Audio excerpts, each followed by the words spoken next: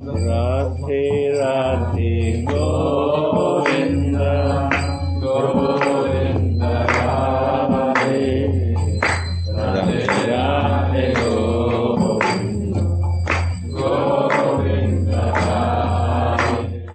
Radhe Radhe everybody. Thank you for the invitation to read. We will continue today with verse 11 from Vilapa Kusumanjali. O Sumukhi, fair-faced girl, when will I, even in a dream, be justified in calling my head the highest limb, Uttam Anga, of my body, by beautifying it with the glistening fragrant pollen of your lotus feet? So repeat the verse. O Sumukhi, fair-faced girl, when will I, even in a dream, be justified in calling my head the highest limb of my body, by beautifying it with the glistening fragrant pollen of your lotus feet? Notes. The more intense Sri Raghunath's spiritual vision of Radha and Krishna's pastimes was, the more intense the suffering of separation becomes when the vision disappears, and the greater his eagerness in Sadhakavesh becomes to experience Swamini's rarely attained form, qualities, and pastimes again. Shripad Baladev Vidyabhushana. Radhe, Chakshuji, maybe we can just stop here in the beginning and try to feel the words of Raghunath. Because from the beginning, when we enter in his feelings as much as we can, it is much more easier to continue to properly relish through the listening and to flow in his feelings and hoping that some drops of his feelings will reflect on our hearts. So he's saying here actually that he wants to be marked with Radharani's pollen from her lotus feet. So he said, my Uttama Anga, the highest part of my Anga, of my body, is the head. And I want to put the pollen from the soles, from the feet of my dear Swamini, to put in my head. So I want to be marked, and in that way, I will receive your full blessings, that I can serve you with full love. So here this Uttama Anga, the highest part of the body, the head, it's also very appreciated in material world. When someone is beautiful, he has nice, beautiful eyes, proportional dimension of the face, nose, lips, ears. This person is considered beautiful. And also not from the outside. Someone who is very clever, very smart, very intelligent, mentally powerful, he's also considered valuable person. And everyone is appreciating, at least everyone is appreciating him. So this head is also praised in the Vedas like brahmanas, who are the crown jewel in social society because they are considered quite intelligent. But this is all materialistic considerations, and this is not for which Raghunath is praying. He doesn't want to be praised like a very smart person, very beautiful person, and so on. He wants to be proud because Radharani's not embrace him, but she puts a pollen from her lotus feet. So we can see and feel here in his words and expressions how humble is he, and at the same time how he is very, very eager. And from Krishna's example, also we can see how Krishna is hankering. He is very eager also to receive the red lac or pollen from Radharani's lotus feet on his head, or to put the mark of these lotus feet on his chest. He also wants to be marked, because everyone who is marked with the Radharani's feet, he is marked from tip to toe. He is marked with Mahabhav. So this is desire which appears in our Rasik Acharyas, and they try to give this eagerness to us sadhakas. So in the Western world, we know what I'm thinking, I am existing. You know. But here is completely opposite. You know. I am feeling, and I have spiritual feelings. It means that my real spiritual identity is developing. And for that, everyone requires humility and mercy. Because Raghunath is these words is praying, when will I? When will my Uttama Anga, the highest part of my body, will be beautified? Not with the knowledge, not with the austerity, not even with the different jewels, but with your mercy in the form of your pollen from your lotus feet, my dear Swami. So when we are listening these words of Premika devotee, we should try to open our hearts as much as we can to feel his feelings. Because this kind of eagerness is very rare. It's not that everyone will receive spontaneously and be able to receive this kind of eagerness in his heart. This is causeless kripa. And this eagerness is coming from the soul, like result of the kripa, not from the body, not from the mental conception and considerations, many thoughts with so much intelligence. Yes, I heard, I read, this loba, this eagerness is so important, and now I want to invoke that. No, it doesn't work like this. This kind of eagerness is a very special eagerness. It's not passionate bodily eagerness. This is the soul eagerness. And it should be received and infused from someone who already are diving in that ocean. So the eagerness which is coming from the body is under the mode of passion. And it will never melt the heart. But the eagerness which is coming from the heart of pure devotee in the soul will melt the heart.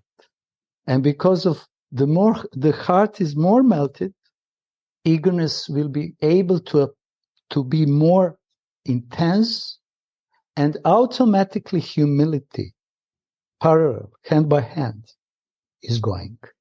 When we have eagerness from the mode of passion, I want Radharani, I want Vrindavan, I want Swarup Siddhi, this and that, I want realizations. This kind of eagerness is materialistic eagerness, and the result is that materialistic qualities will arise and become more and more stronger. Ultimately, the bodily consciousness of life will be much more stronger. So to receive the real, genuine eagerness, it's causeless kripa which is coming from pure devotee, and it requires quite a lot of humility, because the humility will attract love, pure love, And the more pure love is appearing in the heart, humility will be much more intense. Humility attracts love, and love, pure love, prima, pure love, is nourishing natural humility. So this is the point which we should feel and learn from Raghunath and all other Rasic devotees, but in this case, specific what Chakshuji chose, because now in this beginning verses of Vilapa Kusumanjali, Raghunath is preparing himself to start a morning seva. And we can see here with which kind of consciousness he is preparing himself. In first verse, he is saying he is praising his Guru Manjari. And practically, he is speaking how much is important to have close relationship with the Guru. In 3 verses, in the beginning of Vilapa Kusumanjali, directly he starts without any other introduction, because it's not necessary to speak introduction. Introduction is my beloved Rupa Manjari, my best friend, and so on and so on and so on. So he's preparing his consciousness, and because he's preparing his consciousness, he's showing us how we should be ready to approach slowly, progressively, but slowly and surely, with the proper consciousness and feelings. Sripad Baladev Vidyabhushana writes in his commentary on the first verse of Srila Rupa Goswami's Utkalika Valari. When the devotee cannot experience his beloved deity anymore because his spiritual vision vanishes, his heart melts with eagerness, and the great feeling of humility surges up in his heart. Then he cries incessantly, realizing how unqualified he is. This is the symptom of someone who attained this rare level of bhakti rati. He is very aware about his unqualification. But although he is one of the most qualified person, he doesn't think about himself like this, because his heart is completely pervaded with humility and eagerness. It can sound, from a materialistic point of view, it can sound contradictory, because usually our experience is when we are eager for something, we don't think that I'm not worthy enough. If I think that I'm not worthy enough, then I will not try to fulfill my eagerness and my desires. It's negative conception, negative emotions. But in the soul consciousness, in the spiritual consciousness, it's completely opposite. The more I eager, the more I am humble.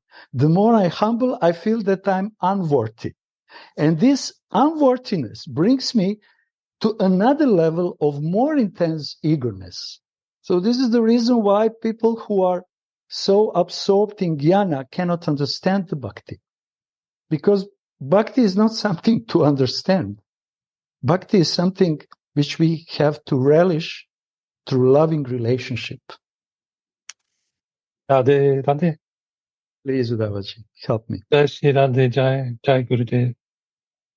Continuing on this point, it's more a question for you, my dear Garangaji. In the first line there of the commentary, Ananda Das Babaji takes up this matter of suffering, and he says, I don't have the text, but he says something like the more beautiful the vision is, the more our suffering becomes. And this suffering is central to bhakti. We read about it all the time, but it's, for some of us devotees, it's difficult to understand. I wonder if you could help to explain this relationship between greed, pleasure, and suffering. I'm sure, Uddavaji, that you know that, that you are very well in this, but you are giving me a chance to serve. So I will try my best. Actually, it's not possible at all to understand the pain of separation from material bodily consciousness of life. And the more we try to understand it from our intellect, let's say, or even material feelings, the more we will be entangled in hopeless situation. So to really relish separation in loving separation, this is the important thing, loving separation from beloved Ishtadev, sadhaka needs kripa. Because in that separation, which is culmination of all emotions, is the present most intense love. And we have to try to put our manovrit, chittavrit in these words of acharyas to slowly start to receive proper meaning and proper feeling behind this kind of realizations. Sometimes we are giving material examples just to give a hint, but this is not, it's indescribable actually. We say something when you are in love with someone and he is not close to you, you suffer in the love, in separation, and it also brings some relishment. But we are not acquainted with spiritual relationships. Because from the materialistic point of view, materialistic intellect, we cannot feel, we don't have experience that painful separation can be so tasteful and ras. For that, we really need kripa. It's not something that we can attain by our own endeavor. And this kind of kripa is coming from those persons who are relishing loving separation. We cannot learn, but through our ears, we can just try, through this body, try to open the heart for these pure feelings. If we have a shraddha, faith, that this is the highest feeling. If we don't have a faith, in the words of acharyas, we will not open the heart. But if we really have a faith, okay, I don't have this kind of realization, but I have full faith in Raghunatha's, Baba's, my Gurudev's words, that in the words of Radharani, in the words of Krishna even, both of them, they feel intense, undescribable pain of separation. But this kind of pain of separation brings them indescribable ecstasy and putting them in indescribable lilas, where they are exchanging their love with full feeling of separation. This is the mystery of pure love, of prema. And the special feeling which Gaudiya Vaishnavas are bringing and carrying to us is this feeling of separation. Now devotee can ask very simple question. How I can feel this kind of separation if I don't have a vision, like Raghunath? It's a normal question, but this kind of question is also a little bit from the mind. But it can help devotee to understand that he can start this process of bhakti. He can start with just little drops of feeling of separation. The more separation is intense, it said, relishing will be much more tasteful, like a meeting. Intensity of separation brings more intensity in a meeting. And after that strong meeting, which you very nicely, Udavaji, notice, where Raghunath has a meeting with Radhika, he has the more intense Raghunath's spiritual vision of Radha is, of pastime, the more intense suffering of separation is. So the more intense meeting is, in the moment of separation, the suffering is much more intense. And it brings clashing. In the moment of meeting, then the clashing of emotions are coming. And the culmination of that is Madanakya Mahabhav. Culmination is actually. And in the Lila, we can see it in Prema Vilasa Vivarta. They love each other so much that they are in embrace to each other, especially feeling of Radhika also. But in one moment, they think we are separate. So this is the action of Yogamaya. So all our acharyas are trying to encourage us to feel the separation as much as we can, but like a positive emotion, not negative emotion. Positive emotion in the sense that it will bring me more closer to my beloved Ishta. And I have to have only faith. What will happen? I don't know. When it happens? I don't know. But I have to nourish the faith that this kind of separation and connected will bring more eagerness and more love in my heart, and it will melt my heart, because I need my heart to be melted, not like this, so hard. And when this first reason why separation is so important for sadhaka, I speak for sadhaka, because this kind of separation is making a purifying first the heart. Cheto darpana mantra.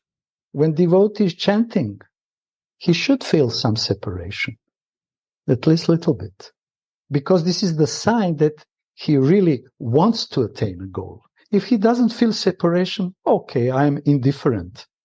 They have to give me kripa for my benefit and my happiness.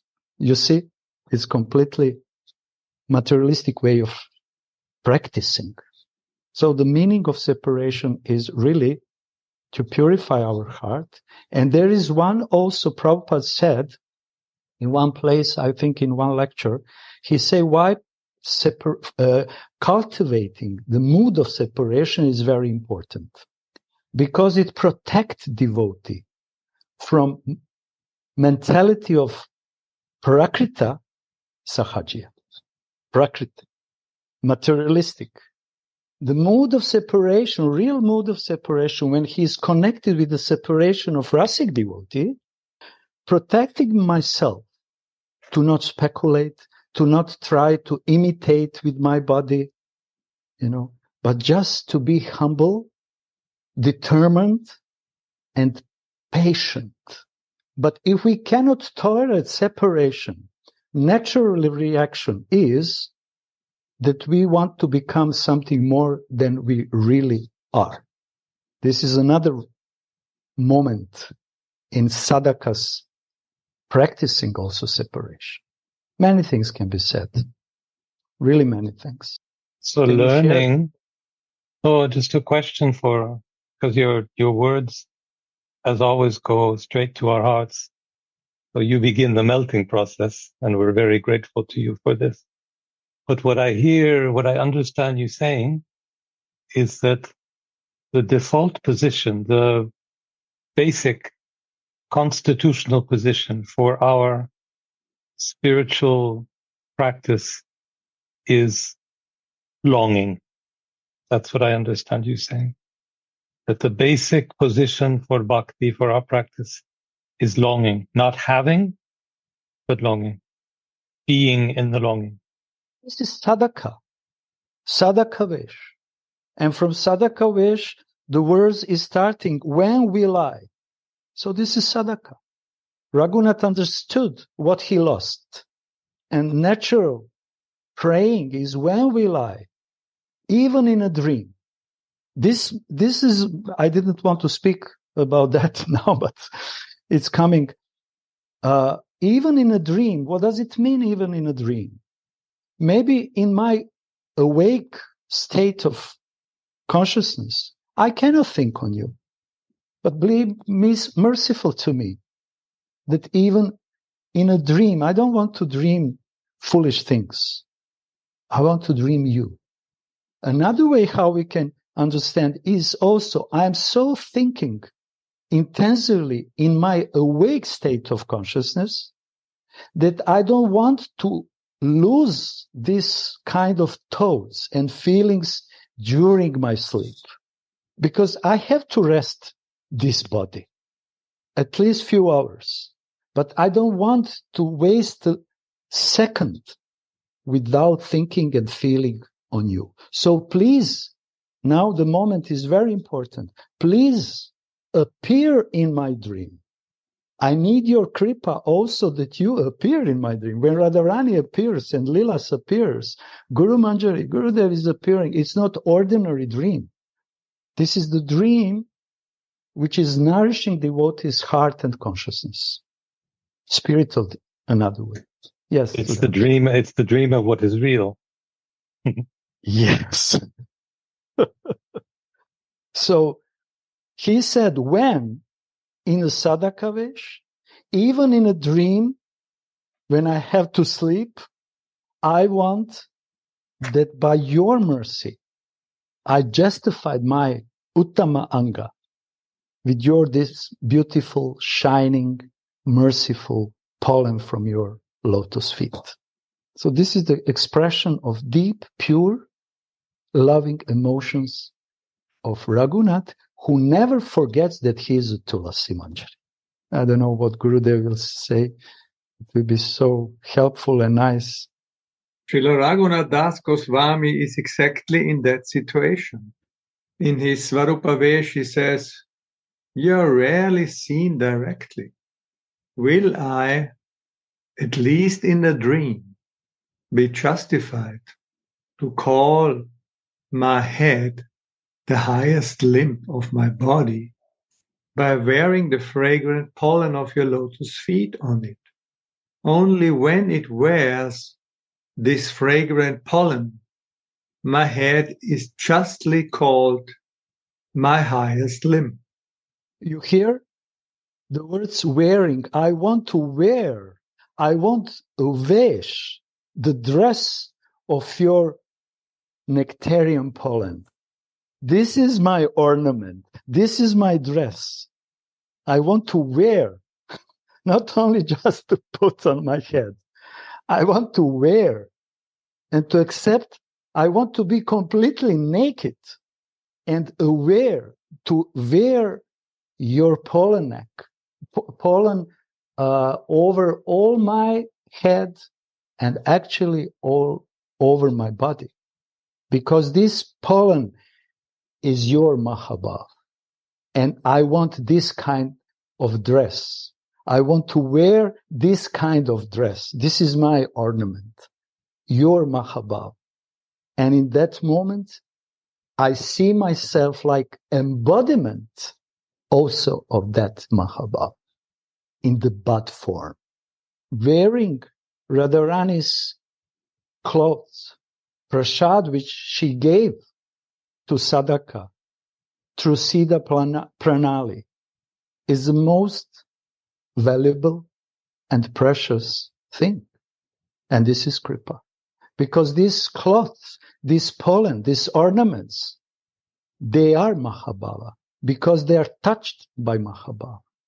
Sari of Radharani was touching her hips, her legs, her breasts, the upper part, her shoulders, and she gave it to my Guru Manjari, to me. And this is Kripa, wearing the pollen, fragrance of Radharani's love. I'm wearing. I'm not just putting, like in material body. No. I'm just diving in this pollen in this fragrance? This is the question of bhajan. How intensely he desires this. Although Raghunath understands that he desires something which is hard to attain, he cannot give up hoping. Although I see that I am unworthy, my mind is still greedy for your attributes.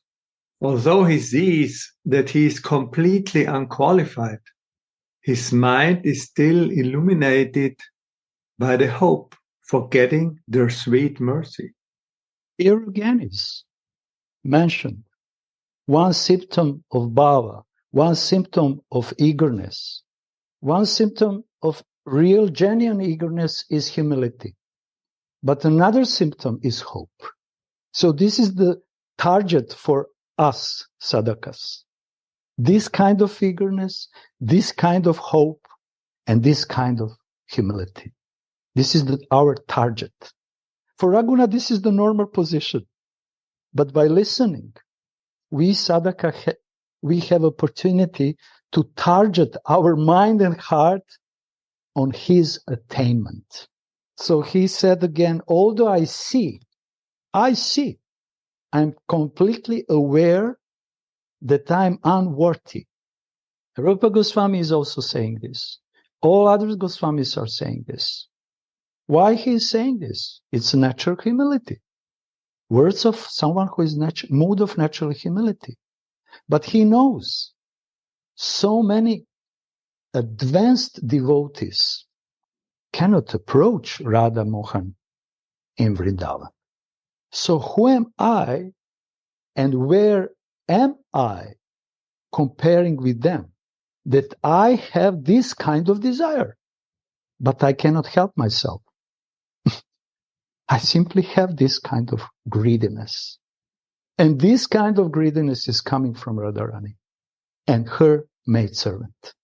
Not by, like Gurudev said, but my effort.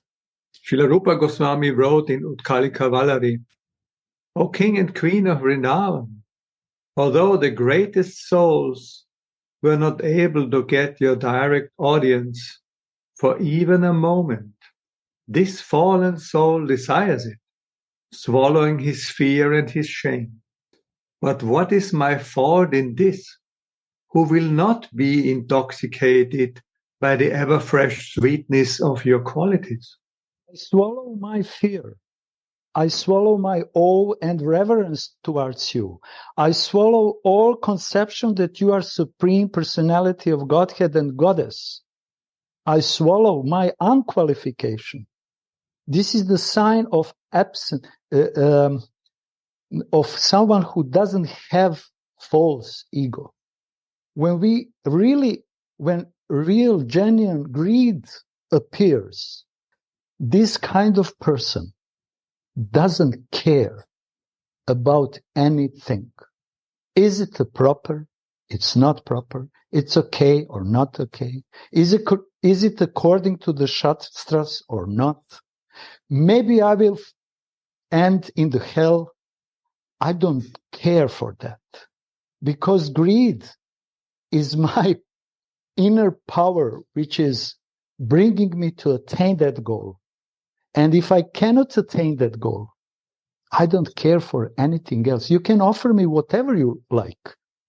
You can offer me position. You can offer me chair. You can offer me money. You can offer me whatever you like. Husbands, women's, children's, cars, jewels, whatever. But I'm sorry. And even if I make offense to you, I don't care. Because I only want you. Can we imagine situation in which Raghunath is saying, Oh Radhe, my beloved Swamini, I'm yours, and please take me to your lotus feet. And if you don't do it, if you don't appear to me, if you don't give me a chance to serve you, what is the use of serving Krishna? What is the use of living in Radhakund? Can you imagine how far away his eagerness is bringing him? because this is the genuine eagerness. What is the use of Krishna? What is the use of Radhakunda? I see this Radhakunda like empty Mouth of a tiger. Mouth of the tiger. Yes, Chakshuji. Mouth of the tiger. Can you imagine this? We should try to imagine. Not because we can do it, but we should try to put little our consciousness and heart to imagine which kind of feelings are present in the heart of devotees who is relishing the full rasa. Because, like Gurudev is always saying, one-pointed. His eagerness brings him to the position of one-pointedness. Eagerness and nothing else. And this kind of eagerness is appearing in the soul. And I'm praying and I'm crying because I cannot pray and cry properly to attain this eagerness. Because my prayers are not proper. They will not attract the subject of my prayers, the goal of my prayers. They are not genuine. So I'm praying to have a genuine prayers. And what I'm doing to do this, I have to swallow my fear. I have to swallow my false ego. I have to swallow my shame. Who am I? How can I dare to have such desire? And Rupa is very nicely said, but it is not my fault. You are so intoxicated. You intoxicated me. I'm like a drunk person who doesn't care, who looks him, what they are talking behind his back, what will happen, he will imprisoned or not. And this kind of eagerness, it's not possible in the bodily consciousness of life. So we should pray to somehow, at least little bit, overcome this strong conditioned life and bodily consciousness of life. But when we understand really what is our goal, then the prayer will be much more intense, and devotee can really swallow his fear and shame and say, when I think on your merciful quality, then it gives me so much hope. Your mercifulness is my hope. But not hope for this Gauranga, this body. There is no hope for this body. Hope for my eternal soul, my eternal spiritual identity. This kind of hope. I'm sorry. Uddhavaji escaped. Gurudev doesn't want to help me. No one wants to share anything. Chakshuji is just reading. You are really poor Gauranga. But you help us so deeply. Thank you. Thank you so much for your service. Thank you so much for your inspiration and for your diving. We are so absorbed in hearing. Our voices are choked up. Yes.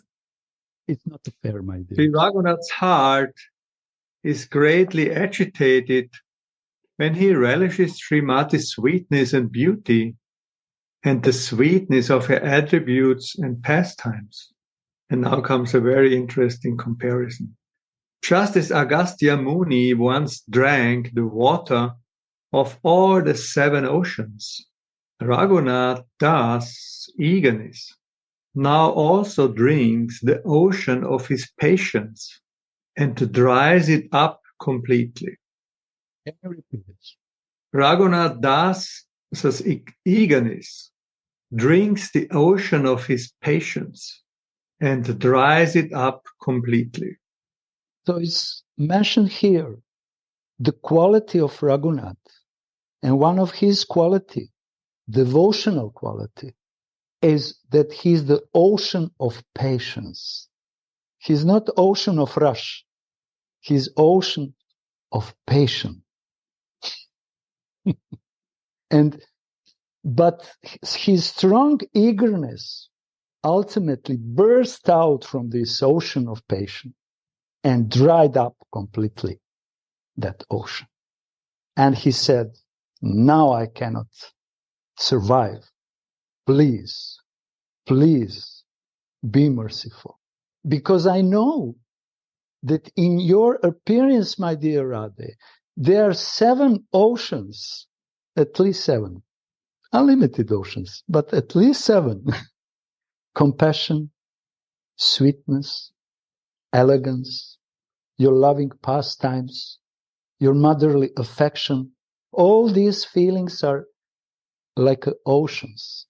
And my ocean of patience is always diving in your oceans of qualities. But now I'm sorry. I will swallow my fear.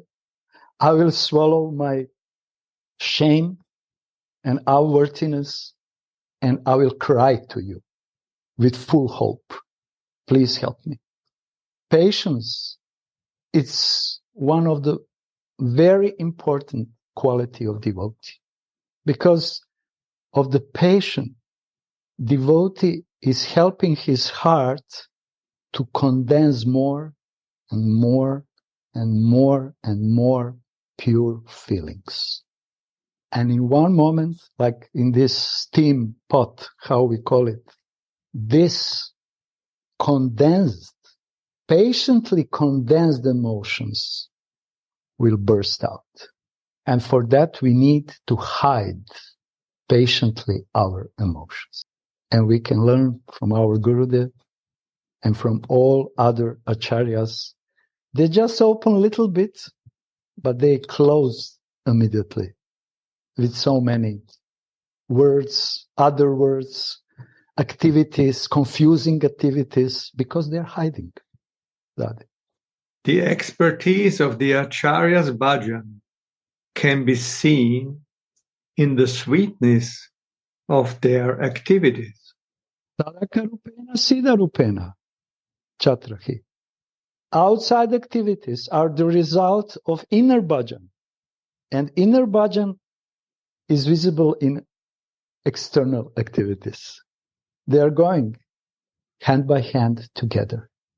This is why Gurudev is also saying, if you want to become Manjari, you also have to learn how to serve, how to feel, how to behave like a Manjari in your sadhaka body.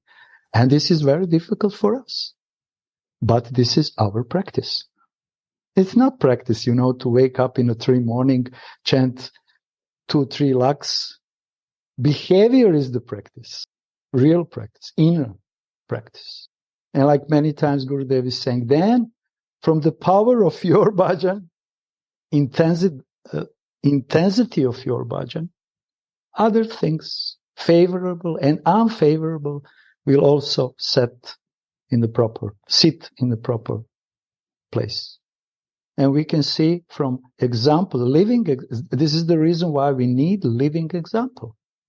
Because we should see, hear, and witness someone who is 24/7 engaged in seva because of love, not because he is workaholic, because of love.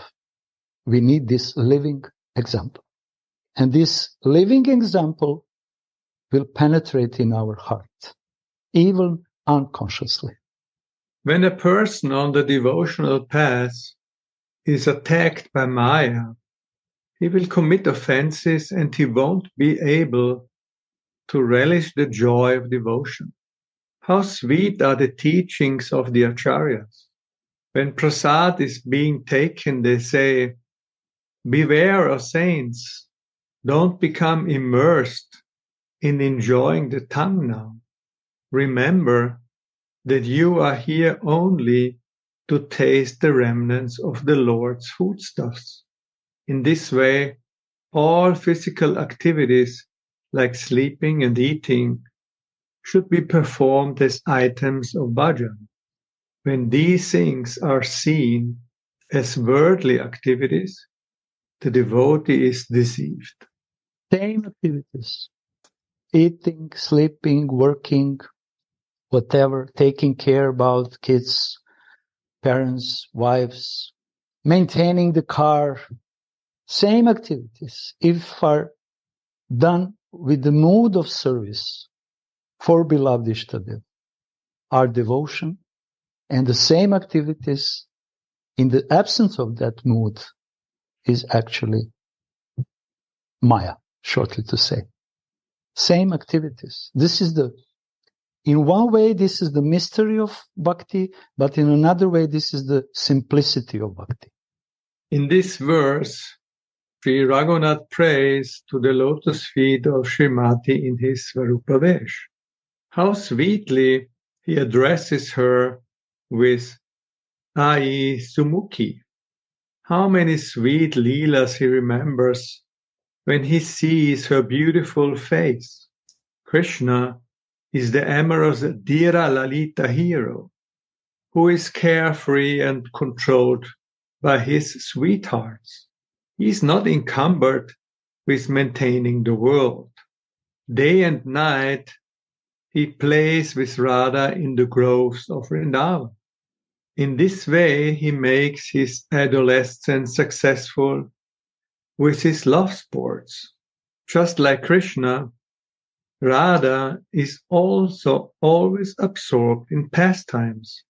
And when Krishna sees her beautiful face, like Sumukhi, which is filled with the rasa of Mahabhav, he also becomes absorbed in erotic pastimes, forgetting everything else.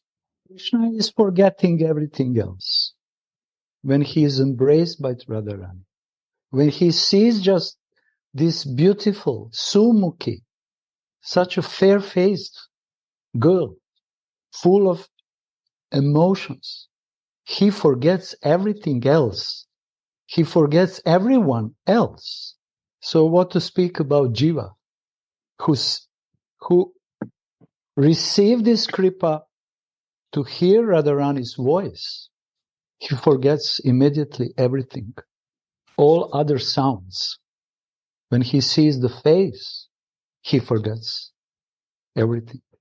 What he forgets? He forgets his materialistic way of thinking, feeling, and consciousness, identifying himself like a body. He forgets that. So this is the power of sweetness and beauty of Srimati Radharani. And because of that forgetfulness, Krishna faints. And it said here, he also becomes absorbed in erotic pastimes, amorous pastimes, forgetting everything else. Because immediately all his senses are meeting, in the moment of meeting with Radhika, brings him in this kind of state of consciousness, that he forget everything else. She is the one who can invoke in Krishna these kind of feelings. No one else, especially outside of Vrindavan.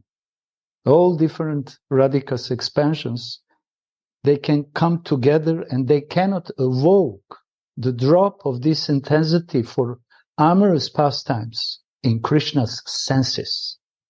So this is the Krishna which we like to serve and worship, who is completely mad for our beloved Radharani, who forget everyone else just by looking at her Sumukhi face.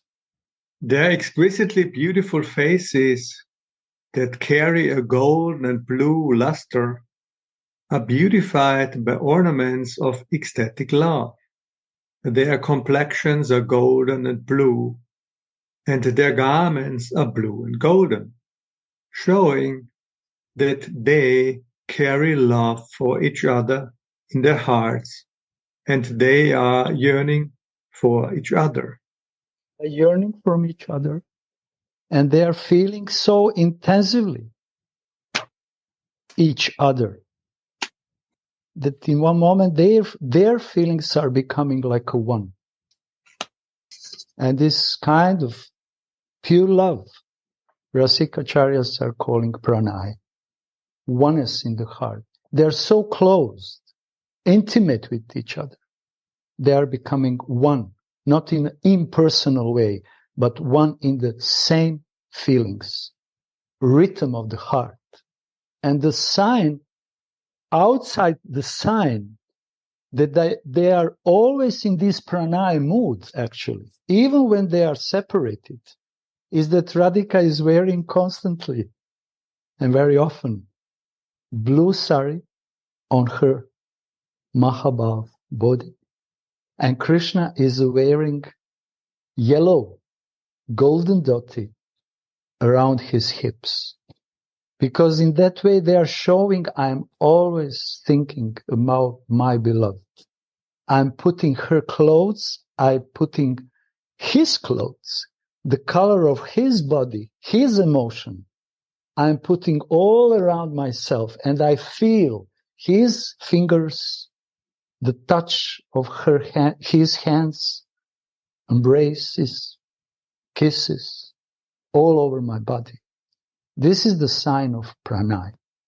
The dress which Radha Mohan are wearing, the mostly, are actually the sign of their pranay.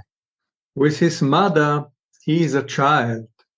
With Bhutana, he is omniscient.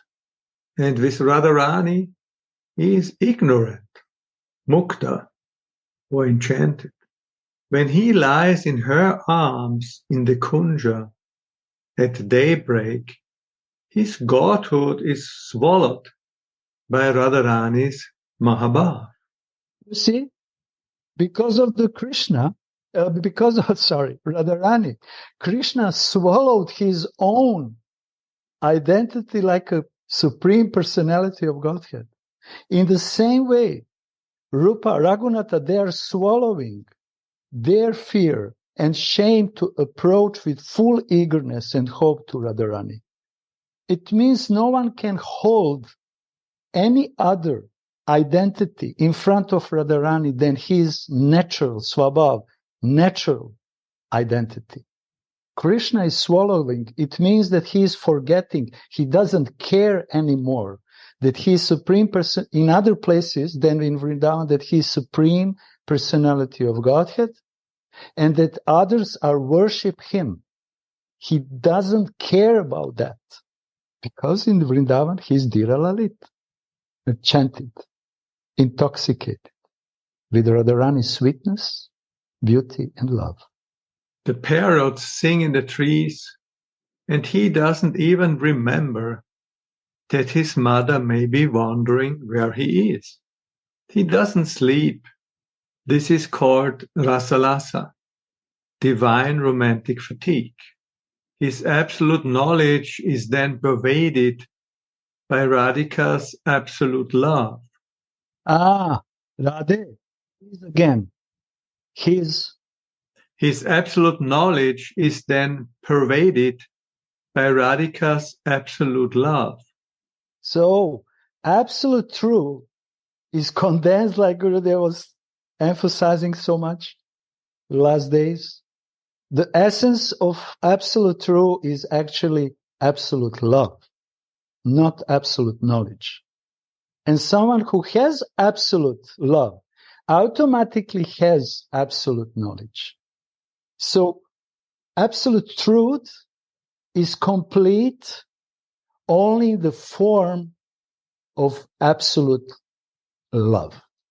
And those devotees, the great personalities who realized that love, they really have absolute, they saw absolute truth, and they are serving and they are close very much to this absolute love in the form of Srimati Radharani. This is the essence. Last time, and I don't know, maybe during this week, Gurudev with devotees were reading by Prabhupada, and also in some other places, I don't know. But this is the point, actually. Absolute truth really means absolute love. And in absolute love, everything else is inside. Mood of controller, mood of enjoyer, mood of someone in knowledge, and this is the real science. Absolute science, which we have opportunity to listen from devotees who relish, who witness this absolute truth. Yeah, we can listen from Gurudev. They are. Yeah. Oh, Gurudev, please. Some, what is the language? Some, we say Italian, this Latino. Latino. Some ambonum. Some Sumam bonum. I am talking wrong that I can practice more. Highest. And Srimad Bhagavat, Prabhupada, introduction, first line start with this introduction. See. And he said that controller is the Lord and the what? Absolute truth is not in one level. What means same level? What is its meaning? Take Srimad Bhagavat. It's not in one level. Why this say? Because this is not one thing. This is not a controller. This is something else. And they are not in same level. If you want to see this level, Chaitanya Charitamrita, Adi Leela 4 Canto, you can see. Radhe. And this is where the source of all love, what is the line? The all source of energy of love, divine love, is starting that point. That is who can be. Only Swami Radhika. So what we practice? What? We practice to meditate in controller or absolute truth. And what is the goal? He said the goal of the Srimad Bhagavat to find out absolute truth. Right? Yes. Means not only Srimad Bhagavat, all scripture. Not only to collect the knowledge, we have to find out the absolute truth. Right? These days I forget everything. Even I forget some Abgunam, absolute truth, everything, sorry. My Gauranga Sundar is the best. I relish so much that I cannot say that. Radhe. Yes. Radhe. Very short time. Say more. Although Krishna is the Supreme Personality of Godhead, the eternal and imperishable one, self-satisfied and so on, he will fearfully return to his own home when the old she-monkey, Kakati, repeatedly announces Shatila's coming to the Kunja at daybreak. Krishna takes half a step towards home, then he turns back to kiss Radha once again.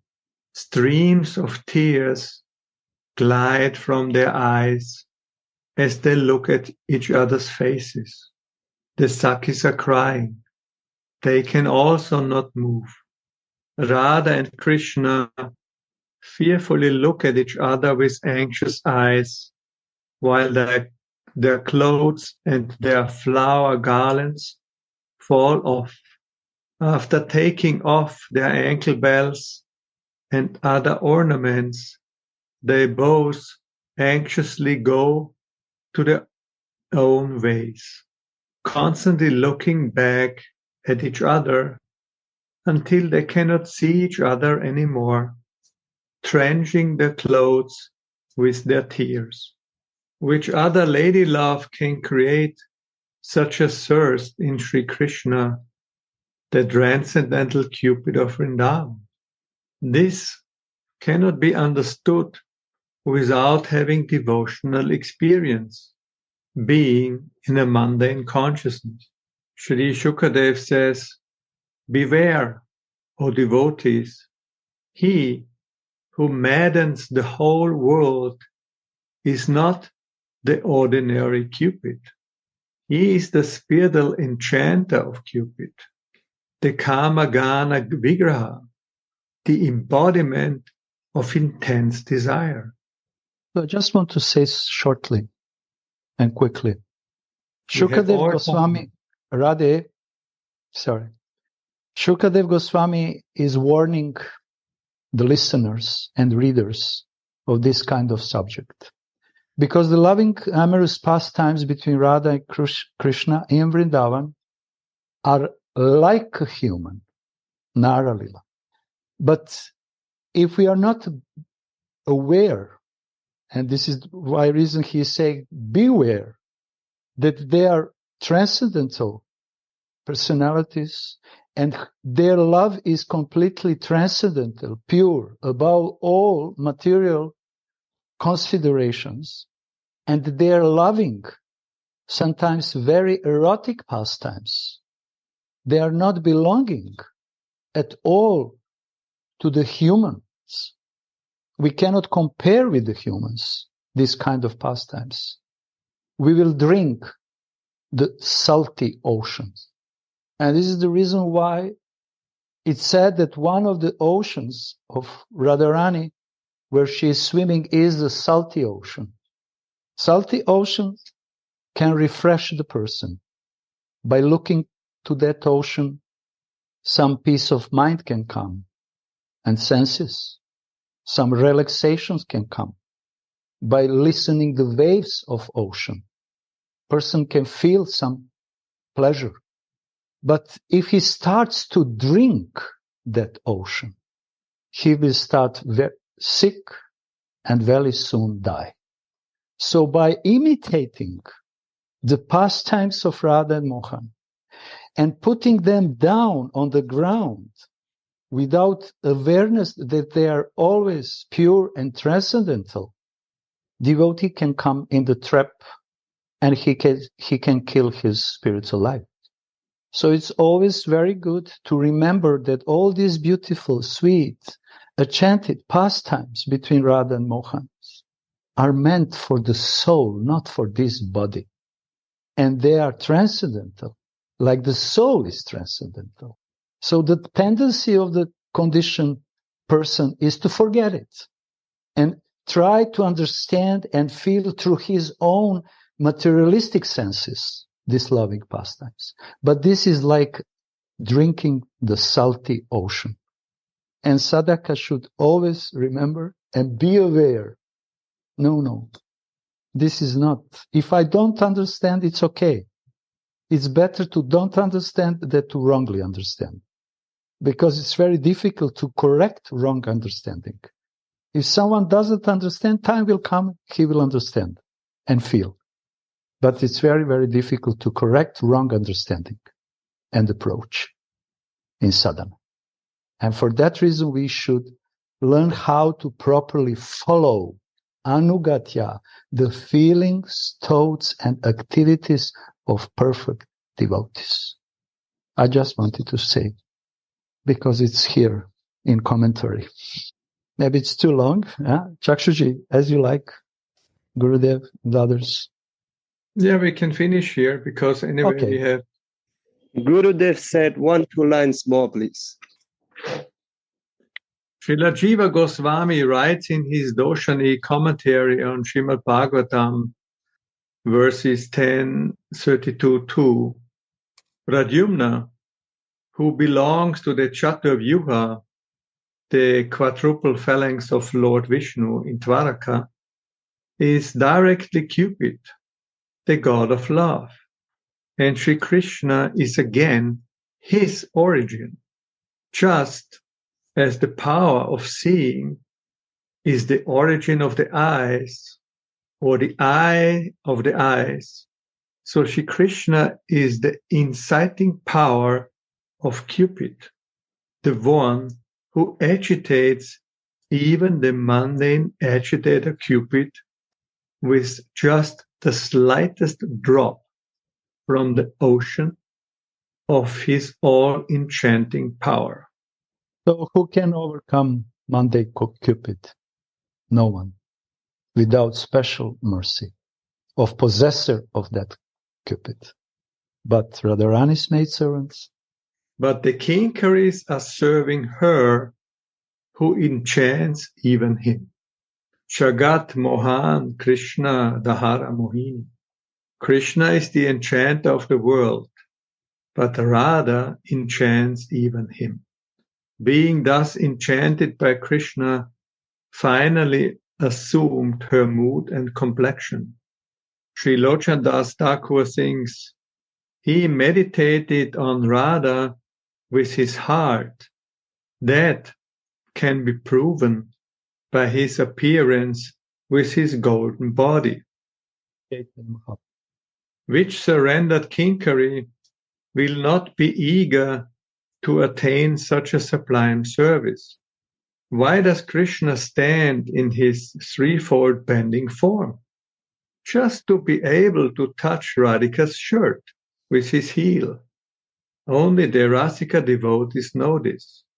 So this is the revealing why Krishna is in Tribhanga form. But also we can remember that Radhika is taking this posture also, Tribhangi. And in that way, she is chanting all worlds together with embodiment of Cupid, the source of Cupid, Mohan. He is becoming Mohan, completely intoxicated when he observed this elegant Lavanya position of Srimati Radhika in Tribhangi form. So from the point of Manjari Bhav, we can see that Krishna is taking this universal, so attractive, all attractive form of Tribhanga just because of Radharani. And Manjaris are always remembering, yes, my Radhika, she has a better posture of this Tribhangi, much more elegant. Other devotees, they see other things. But Kinkaris are, this is one of the angles. Radhe Radhe. Radhe Radhe Govinda.